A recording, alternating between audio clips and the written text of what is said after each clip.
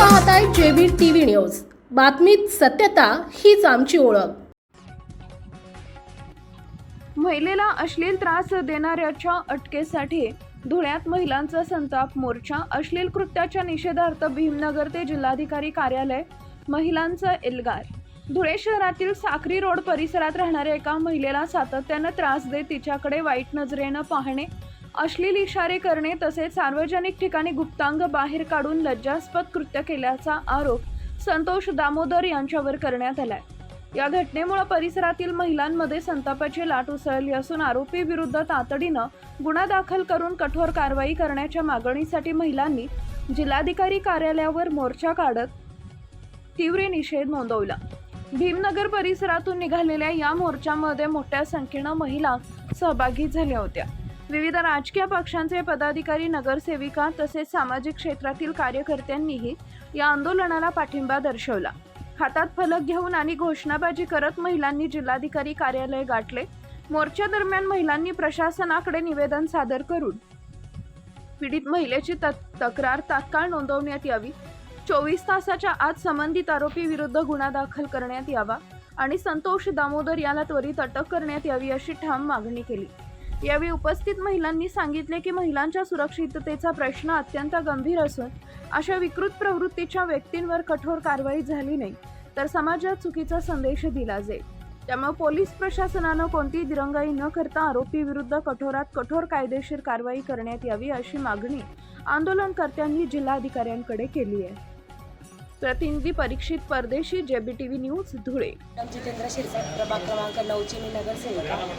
आज दिनांक 8 जून रोजी आपल्या फुले नगर येथे 2-3 दिवसापूर्वी तेथेच राहणाऱ्या रहिवासी संतोष दामोदर या विकृत व्यक्तीने त्याच ठिकाणी राहणाऱ्या एका महिलेची छेड काढली।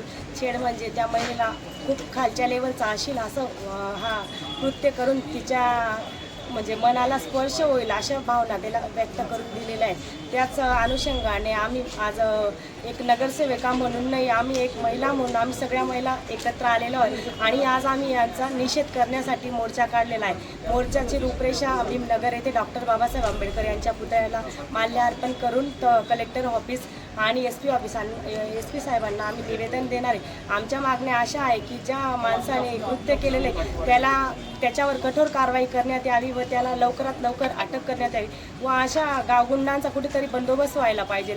जर त्याला आळा घातला नाही तर उद्या उठून दुसरे देखील पुरुष अशा काही महिलांना त्रास देतील। म्हणून आमची एकच मागणी असणार आहे की पोलीस प्रशासनाला मला एक प्रश्न विचारायचा आहे।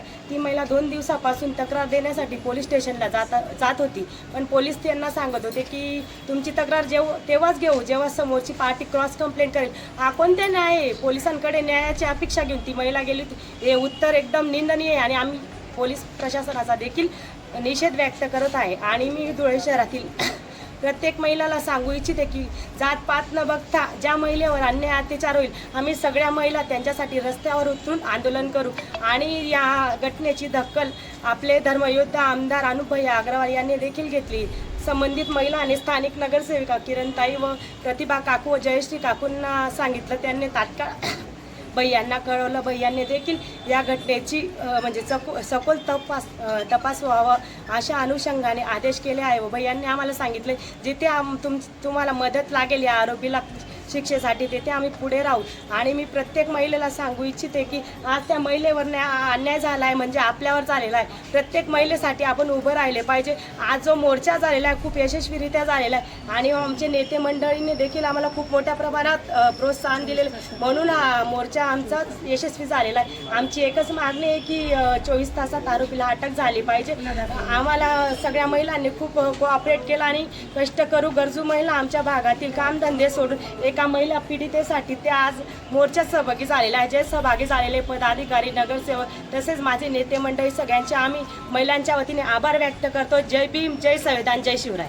आपल्या परिसरातील महत्त्वाच्या बातम्या पाहण्यासाठी आजच आमच्या जेबी टीव्ही न्यूज चॅनलला यूट्यूबवर सबस्क्राईब करा आणि बेल आयकॉन प्रेस करा।